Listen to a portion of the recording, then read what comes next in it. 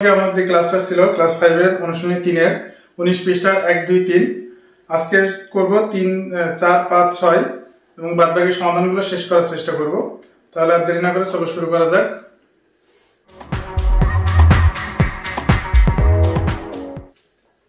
তাহলে অঙ্কটা দেখতে হবে যে এখানে আমি আগেই বলেছি, আমার আগের ক্লাসে দেখবে যে প্রশ্নটা বারবার পড়তে হবে। প্রশ্ন যত পড়বা, প্রশ্ন যত বুঝবা, অঙ্ক করা তত সহজ হবে।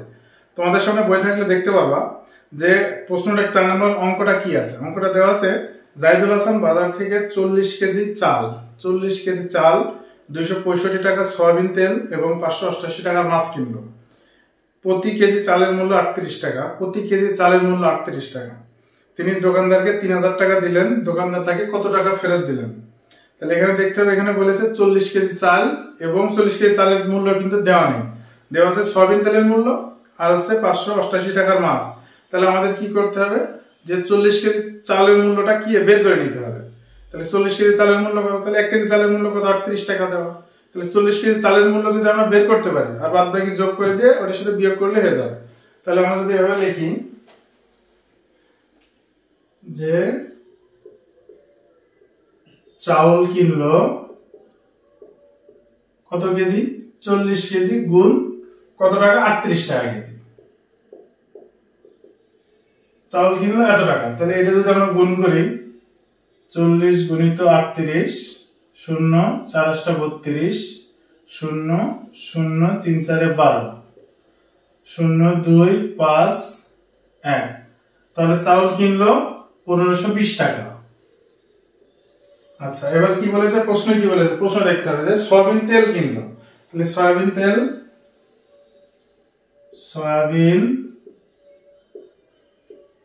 তেল কিনলো কত টাকা? সয়াবিন তেল কিনলো কত টাকা? প্রশ্ন দেওয়া আছে 265 টাকা। 265 টাকা। ওকে, তারপরে কি বলেছে? মাছ কিনলো 588 টাকা। তাহলে মাছ কিনলো 588 টাকা। ওকে, তাহলে এবার টোটাল যোগ। তাহলে এখানে লিখবো মোট কিনলো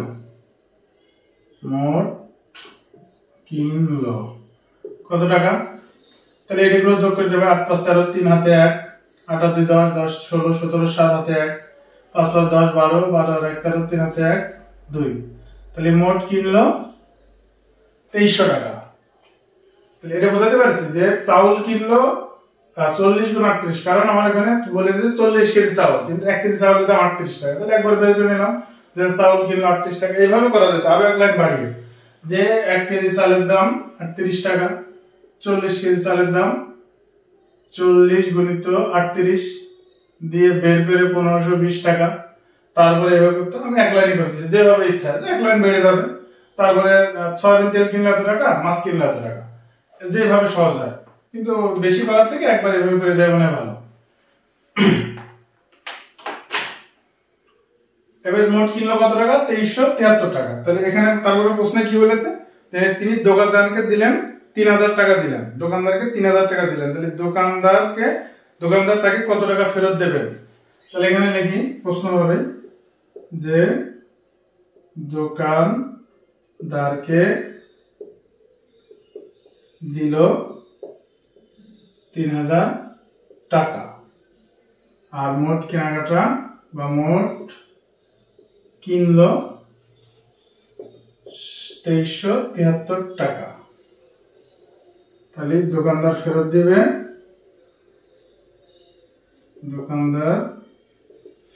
দিবে, তাহলে কি করবে? এটা অবশ্যই মাইনাস বা বিয়োগ, কারণ এটা হচ্ছে সহজ হবে। ধরো একটা দোকানে তুমি দোকানে নিয়ে গেলে 3000 টাকা, একটা দোকানে জিনিসপাতি কিনলে 2300 টাকা। তাহলে দোকানদার যে টাকা ফেরত দেবে, তাহলে তুমি যা দিয়েছো যে টাকা দিয়েছো তার থেকে তুমি যা কিনেছো বিয়োগ করলে অ্যান্সার বেরিয়ে যাবে। তাহলে 10 এর থেকে 3 বাদ দিলে কত থাকে? 7। হাতে কত? 1 7 আর 1 8। তাহলে 10 এর থেকে 8 বাদ দিলে কত? 2। হাতে কত? 1 3 আর 1 4। তাহলে 10 এর থেকে 4 বাদ দিলে কত থাকে? 6। আর হাতে 1 2 1 3 22 শূন্য বসে না। তাহলে 270 টাকা। উত্তর 627 টাকা। চাউল কিনলো এত টাকা, সয়াবিন তেল কিনলো। মনে করো তোমরা দোকানে গেছো, দোকানে যে কেনাকাটা করেছো, চকলেট কিনেছো আর কলা কিনেছো। তাহলে 10 টাকার চকলেট আর 8 টাকা কলা, তাহলে কত হলো? 18 টাকা। তুমি দোকানদারকে দিয়েছো 20 টাকা, দোকানদারকে 20 টাকা দিয়েছো, এই 18 টাকা জিনিস কিনা, তাহলে দোকানদার ফেরত দিল কত টাকা? 2 টাকা। ঠিক সেইভাবে তুমি দোকানে চাউল কিনেছো, সয়াবিন তেল কিনেছো, মাছ কিনেছো, 2373 টাকা জিনিস কিনেছো, দোকানদারকে দিলে 3000 টাকা, আর মোট কেনাকাটা দিয়ে বাদ দিয়ে দিলে তোমার উত্তর বের হয়ে যাবে। তাহলে অঙ্কটা তুলে নাও।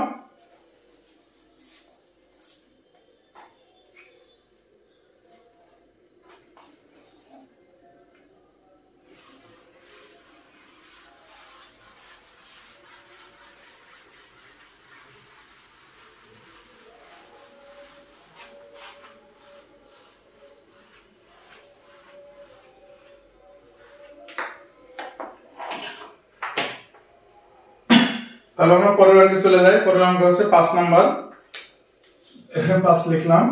পরের অঙ্কটা দেখো তোমরা বইতে, দেখো পরের অঙ্ক 5 নম্বর অঙ্ক আর গত পর্বে দেখেছো 2 নম্বর অঙ্ক একদম সেম সমান, নিশ্চয় তোমাদের পারার কথা। এখানে বলেছে যে 2টি গরু ও 3টি ছাগলের মূল্য একত্রে 45,080 টাকা। 2টি গরু এবং 3টি ছাগলের মূল্য 45,080 টাকা। একটি ছাগলের মূল্য 4,560 টাকা। তাহলে একটি গরুর মূল্য কত? এই যে আগে যে প্রশ্নটা ছিল 12টি প্লেট ও 20টি কাপের মূল্য, একটি কাপের মূল্য বের করে নিলাম, বের করে হ্যাঁ একটি কাপের মূল্য এত টাকা, 20টি কাপের মূল্য, ঠিক এইভাবে এখানে একটি ছাগলের মূল্য এত টাকা, 3টি ছাগলের মূল্য বের করে নিতে হবে। তাহলে দেখি আমরা কিভাবে অঙ্কটা সমাধান করব। একটি ছাগলের মূল্য 4560 টাকা।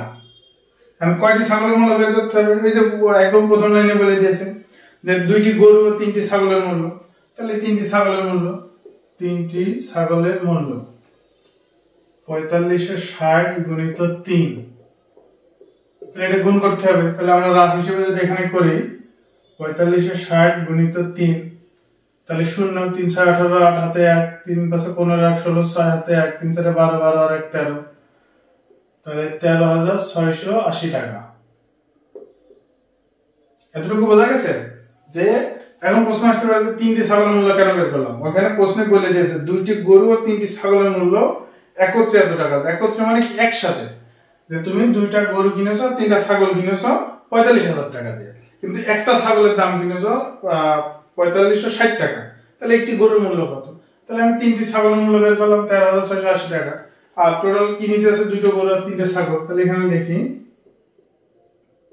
2টা গরু ও 3টি ছাগলের মূল্য একত্রে কত টাকা? প্রশ্নে দেওয়া আছে দেখো 45,080 টাকা, 45,080 টাকা। আর 3টি ছাগলের মূল্য, 3টি ছাগলের মূল্য বের করেছি কত টাকা? এটা তাহলে এখানে আছে 13,680 টাকা। তাহলে 2টি গরু ও 3টি ছাগলের মূল্যের সাথে এই যেটা বের করেছি 3টি ছাগলের মূল্য বাদ দিয়ে দিলাম। টোটাল 45,080 টাকাতে কিনেছি, তার ভিতরে 3টি ছাগলের মূল্য যদি বাদ দিয়ে দিই, 3টি ছাগলের মূল্য বাদ দিয়ে দিলাম, তাহলে কয়টি যা থাকে তাহলে কিসের দাম হবে? সেটা 2টি গরুর দাম। তাহলে 2টি গরুর দাম, তাহলে এটা বিয়োগ করলে সমাধান বেড়ে যাবে। 0 8 8 0 10 উপরে 0 নিচে 6, তাহলে 0 থেকে 10 থেকে 6 বাদ দিলে কত থাকে? 4 হাতে কত? 1 3 আর 1 4, তাহলে 5 থেকে 4 বাদ দিলে কত থাকে? 1, আর হচ্ছে 4 থেকে 1 বাদ দিলে 3 টাকা। তাহলে কি 2টি গরুর মূল্য কত দাঁড়ালো? 31,400 টাকা। তাহলে এখানে প্রশ্ন কি চেয়েছে? প্রশ্নে চেয়েছে দেখতে হবে, প্রশ্নটা খেয়াল করতে হবে একটি গরুর মূল্য কত। তাহলে আমরা বের করলাম 2টি গরুর দাম 31,400 টাকা। তাহলে একটি গরুর মূল্য কত? তাহলে ওকে লিখে দিই একটি গরুর দাম 31,400 ভাগ 2। তাহলে এটা দিয়ে ভাগ করলে অ্যান্সার বের হয়ে যাবে। তাহলে আমরা যদি এখানে রাফ করি 31,400, তাহলে একবারে যদি এটা ভাগ করি তাহলে বের হবে কত? 15,700 টাকা। 15,700 টাকা। ওকে, তাহলে একটি গরুর মূল্য কত? 15,700 টাকা। উত্তর এইটা।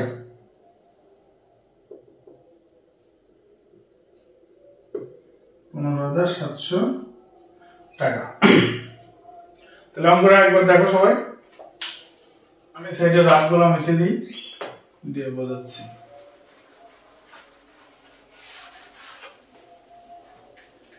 এখানে প্রশ্নে বলেছিল কি যে দুইটি গরু 3টি ছাগলের মূল্য একত্রে 45,080 টাকা, একটি ছাগলের মূল্য 4560 টাকা, একটি গরুর মূল্য কত?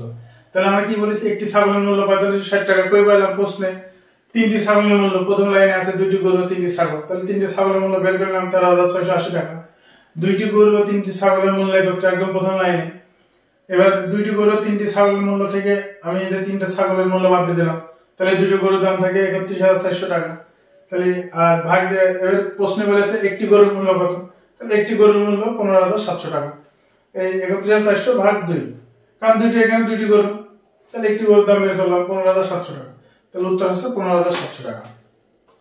একদম সহজ। এই 2 নম্বর প্রশ্ন আর এই 5 নম্বর প্রশ্ন একই রকম, বুঝলে কোনো সমস্যা নেই। যদি 2 নম্বরটা আমার ভিডিও দেখে বুঝতে পারো তাহলে নিশ্চয়ই তোমরা 5 নম্বর করে পেয়ে যাবে। তারপর আমি সমাধান করে দিলাম, যদি বুঝতে কোনো সমস্যা হয় তাহলে অবশ্যই জানাবে।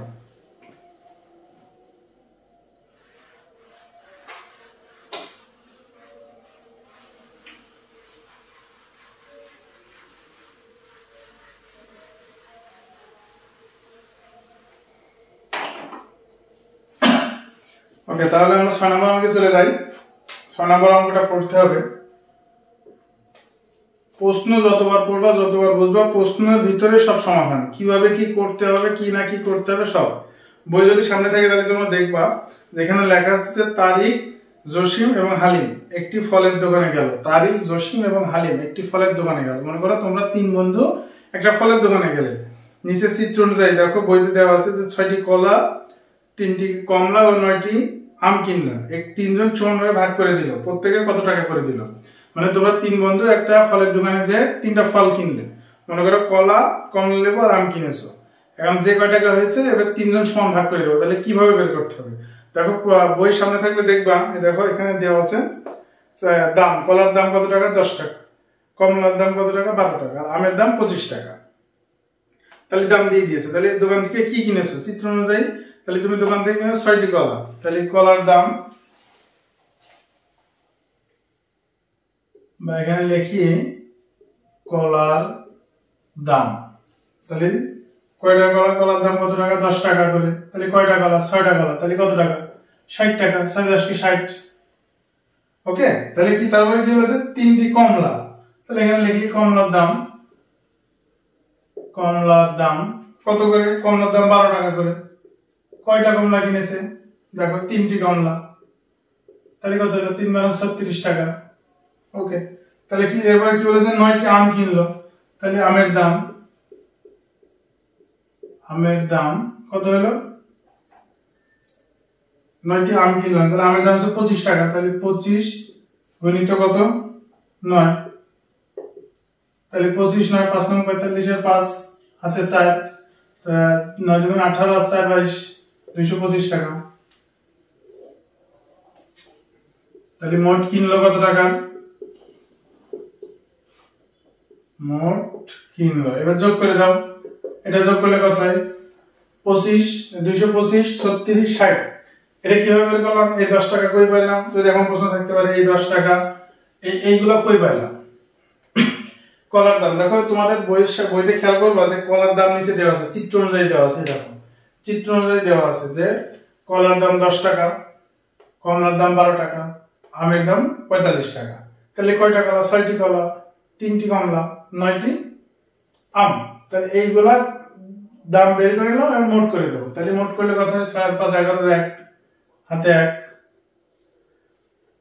হাতে 1, তাহলে 6 আর 3 9, 9 আর 2 11 আর হাতের 1 12, 12 2 হাতে কত 1, 2 আর 1 3, 321 টাকা। তাহলে মোট কিনলো 321 টাকা। তাহলে এবার বলেছে প্রত্যেকে কত টাকা করে দিল। তাহলে এবার দেখো প্রত্যেকে দিল, বা এখানে আরেকটা কথা লিখতে পারো যে এখানে লিখে দিই যে 3 জনে দিল কত টাকা, 321 ভাগ 3 টাকা। প্রত্যেকে দিল বা তিনজনে দিল, যেটা ইচ্ছা এখানে লেখা যায় সেটা লিখতে পারবা। কারণ এখানে বলেছে তিনজন মিলে কত টাকা দিল, তাহলে 321 ভাগ 3, তাহলে কারণ 300 মোট কেনাকাটা করে 321 টাকা, তাহলে 321 টাকা যখন ভাগ করে 3 ভাগ করে তাহলে প্রত্যেকে দিল কত টাকা, এটা 321 3 দিয়ে ভাগ দিলে কত হয় 107 টাকা। তাহলে একজন 107 টাকা করে দিল, এটা হচ্ছে উত্তর 107 টাকা। ওকে, বুঝতে না গেলে অসুবিধা নেই, সহজ হিসাব। যে প্রশ্নে বলেছে যে 6টি কলা 3টি কমলা 9টি আম, 6টি কলা 3টি কমলা 9টি আম, তাহলে কলার দাম কয় টাকা বের করে নিলাম 60 টাকা, কমলার দাম কত টাকা 36 টাকা, আমের দাম কত টাকা 225 টাকা, তাহলে মোট কিনলো কত টাকা তারা 321 টাকা। তাহলে প্রত্যেকে দিল বা তিনজনে দিল, এখানে বলেছে যে সমান ভাগে ওরা ভাগ করে দিল, তাহলে 321 টাকা কয়জন ভাগ করে দিল, তিনজনকে ভাগ করে দিল, তাহলে তিনজনে দিলেন এত টাকা, তাহলে একজনে দিল কত টাকা এত টাকা। এখানে কিন্তু দুই লাইনে করা যায় যে তিনজনে দিলে এত টাকা, একজনে দিলে এত টাকা দিয়ে ভাগ করে দেয়, বা একবারে প্রত্যেকে দিল 321 ভাগ 3, তাহলে 107 টাকা। এই যে সমাধান, তোমরা অঙ্কটা চাইলে তুলে রাখতে পারো। আর এই আমি যে অঙ্কগুলো করাচ্ছি এটা একটা নোট খাতা বা নোট ডাউন করে রাখবা, যে যাতে পরে কোনো সমস্যা হলে অবশ্যই দেখে নিতে পারো। আর আমার ভিডিও তো থাকছেই, তাহলে অঙ্কগুলো সবাই তুলে নাও।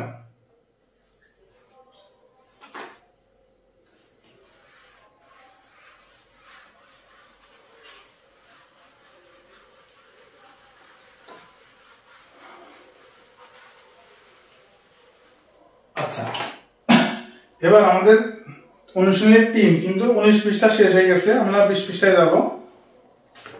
তাহলে এখানে আমরা লিখে দেবো যে 20, পৃষ্ঠা নম্বর কত 20, অঙ্ক নম্বর কত 7,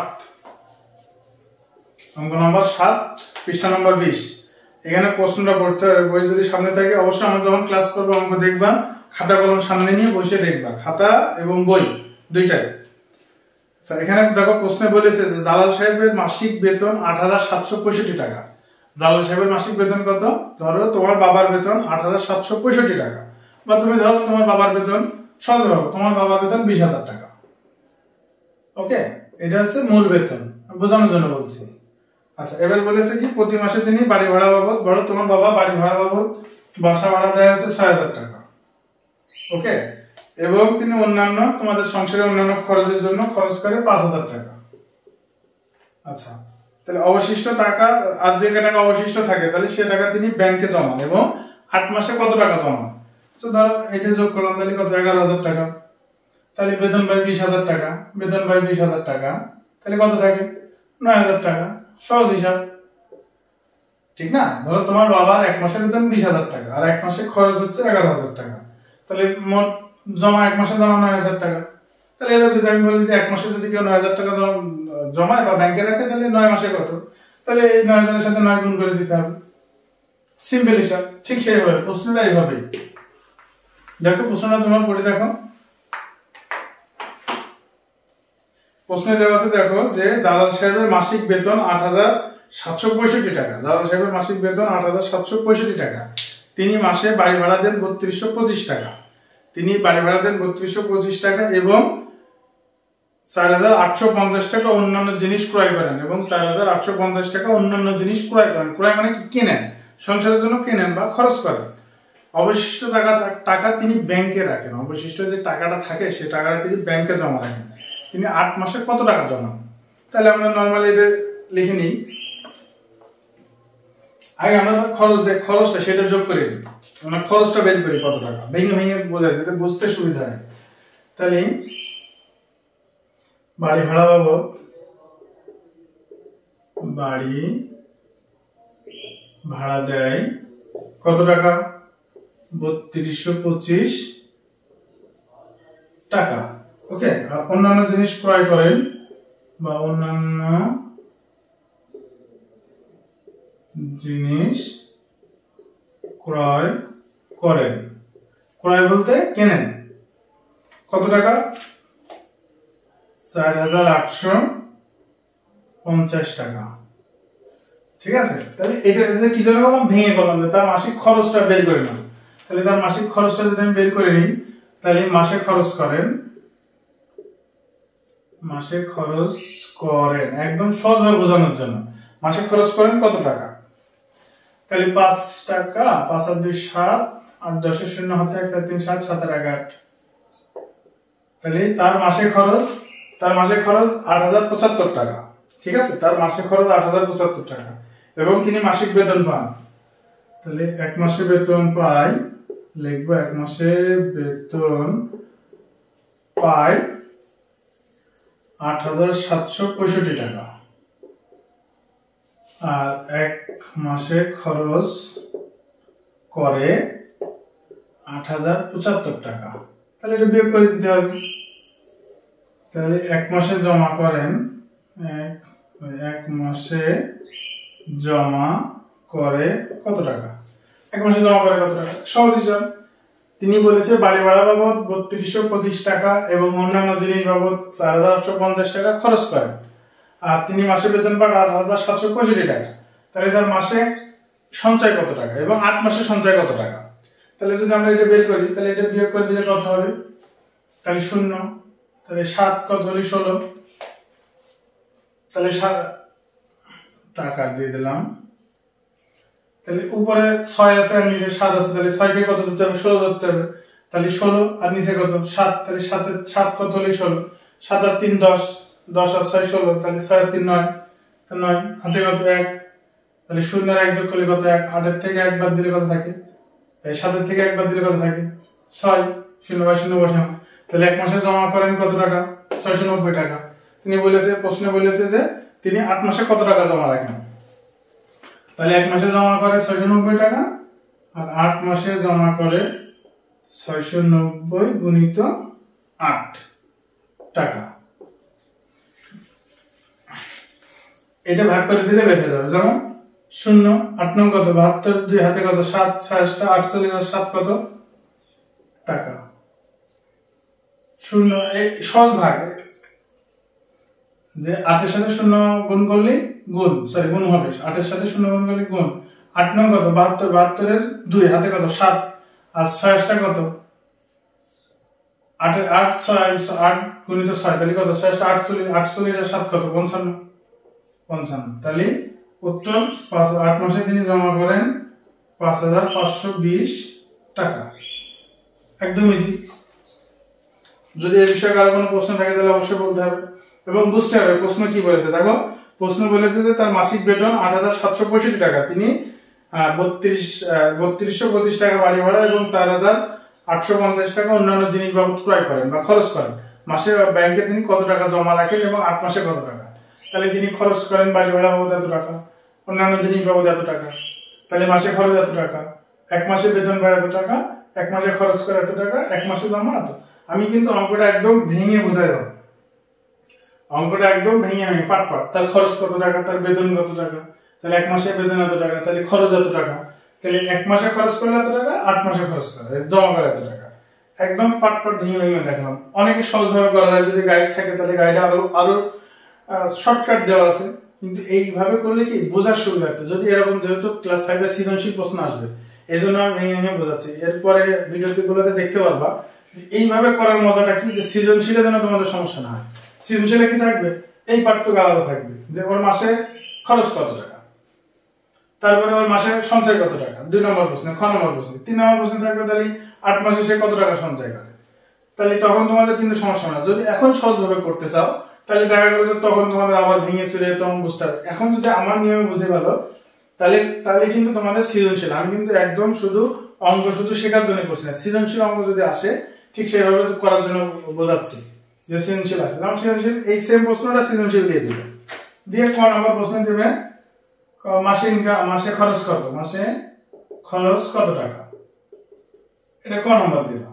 খ নম্বর প্রশ্নে দেবে যে সে এক মাসে জমা করে কত টাকা, গ নম্বর প্রশ্নে তার 8 মাসে জমা কত টাকা। তাহলে এই ধরো প্রশ্নটা দিয়ে নিয়ে 3টা প্রশ্ন দিয়ে দিল, তাহলে তোমার ক নম্বর এটা দিতে হবে, খ নম্বর এটা দিতে হবে, আর গ নম্বর এটা করতে হবে। যদি তুমি এভাবে না শিখে সহজভাবে শেখো তাহলে যখন এই প্রশ্ন হবে তখন ভাবতে যাবে যে এইভাবে তো আমরা করিনি। এই জন্য আমি সৃজনশীলের কথা মাথায় রেখে ঠিক এভাবে অঙ্কগুলো বাড়াচ্ছি। সবাই এইভাবে সুন্দরভাবে বোঝো, একটু চেষ্টা করো, শুধু প্রশ্নটা পড়বো যে প্রশ্নে আমার কি চাইছে, প্রশ্ন বুঝতে পারলে অঙ্ক সমাধান এমনি হয়ে যাবে। তাহলে অঙ্কগুলো সবাই তুলে নাও। বুঝতে কারো কোনো অসুবিধা তো মনে হওয়ার কথা না, যেভাবে অঙ্ক করাচ্ছি। আমি অঙ্কটা করাতে যাচ্ছি একদম ভেঙে বোঝাই ক্যালকুলেশন করে করে। অনেকে অনেকভাবে করাবে, আর এর থেকে সহজ নিয়ম আছে। এর থেকে সহজ নিয়ম বলতে কি শর্টকাট। আমরা কি ভাবি কি যে অঙ্ক যত শর্টকাট হবে তত ভালো, কিন্তু এটা ভুল। অঙ্ক যত ভেঙে করা যায়, যত ভেঙে বোঝা যায়, পাট পাট পাট পাট করে ভেঙে। এখানে আরো কিন্তু এক লাইন করা যেত, আমি এক লাইন মেরে দিয়েছি যে 1 মাসে জমা এত টাকা, তাহলে আবার নিচে লিখতে হইতো যে 1 মাসে জমা করে এত টাকা, 8 মাসে জমা করে এত টাকা। বা এখানে একবারে অঙ্ক 1 লাইন 3 লাইনে করা যেত। দেখো প্রথমে আমরা লিখে দিতাম যে 1 মাসের বেতন 8,765 টাকা, 1 মাসের বেতন। তাহলে তিনি মোট খরচ করেন বাড়ি ভাড়া এবং অন্যান্য জিনিস বাবদ খরচ করেন এত টাকা। আচ্ছা, আমি আরেকটা সহজ নিয়ম ভাবে করে দেখাই যে 3 লাইনে অঙ্ক শেষ হয়ে যাবে। দেখো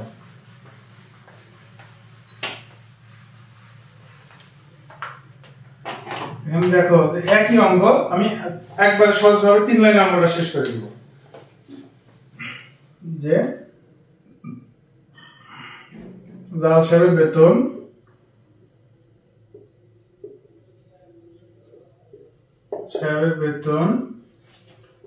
8,765 টাকা। ঠিক আছে, এটা প্রশ্নে দেওয়া আছে। আর তার মাসে খরচ, জালাল সাহেবের 1 মাসে খরচ কত টাকা? এই দেখো এখানে 3225 যোগ 4,850 টাকা। তাহলে এটা একটু এদিকে সরাই লিখে বোঝার সুবিধার্থে 8,765 টাকা। ঠিক আছে। আচ্ছা, জালাল সাহেবের বেতন 8,765 টাকা। একই অঙ্ক কিন্তু আমি একদম ছোট নিয়মে দেখেছি যে ছোট কিভাবে করা যায়। তাহলে জালাল সাহেবের 1 মাসে খরচ কত টাকা? তাহলে 1 মাসে খরচ তখন কত বের করলাম? 1 মাসে খরচ কত টাকা? তাহলে 1 মাসের খরচ যেটা সেটা এখানে বসাই দাও, দিয়ে এই দাগ দাও। তাহলে তার 1 মাসে ব্যাংকে জমা এত টাকা আর 8 মাসে ব্যাংকে জমা এত টাকা। দেখো কত লাইন? 1 2 3 লাইনে অঙ্ক শেষ। কিন্তু আমি কত লাইন করলাম? এখানে এক পার্ট করলাম, এখানে এক পার্ট করলাম, এখানে এক পার্ট। এটি কি বোঝার জন্য। যদি আমি এভাবে অঙ্ক করি, যখন সৃজনশীল অঙ্ক দেবো তোমরা বুঝতে পারবে না, বা কিভাবে বের করতে হবে সেটা পারবে না। যখন আমি ক নম্বরে বলবো যে তার 1 মাসে খরচ বের করো, 1 মাসে খরচ কত টাকা প্রশ্ন করলো, 1 মাসে খরচ কত টাকা, তাহলে কিভাবে বের করবো? তাহলে তুমি এখানে তো 1 লাইনে লিখে দিচ্ছ। তুমি কি তখন প্রশ্ন 1 লাইনে লিখবা? 1 লাইনে লিখে তোমার প্রশ্ন কাটা যাবে। তখন তোমার লিখতে হবে যে বাড়ি ভাড়া বাবদ খরচ এত টাকা আর অন্যান্য ক্রয় বাবদ খরচ এত টাকা, টোটাল 1 মাসে খরচ এত টাকা। আমি যেভাবে আগের ভাবে যেভাবে করালাম এইভাবেও হবে, ওইভাবেও হবে, আর একজন যদি অন্যভাবে করে তাও হবে। কিন্তু এইখানে বোঝার জন্য, তোমাদের বোঝানোর জন্য এবং সুবিধার্থে আমি এভাবে অঙ্কটা করালাম। ঠিক আছে। যদি কারো কোনো বুঝতে অসুবিধা হয় বা বুঝতে ঝামেলা হয় আমার কথায়, বা যদি আমার বোঝানোর জন্য কোনো জায়গায় খামতি থাকে, তাহলে অবশ্যই আমাকে জানাবা। কমেন্ট সেকশনে জানানোর অপশন আছে, জানিয়ে দিলে ইনশাল্লাহ আমি বোঝানোর চেষ্টা করবো। এবং বিগত যে ভিডিওগুলোতে আছে, ভিডিওগুলোতে যদি আমার প্রশ্ন বা আমার অঙ্ক করানোর যদি কোনো কিছু তোমাদের জানতে হয় বা বুঝতে হয়, বা কারোর জন্য বুঝতে অসুবিধা থাকে, তাহলে অবশ্যই আমাকে নক দিতে হবে।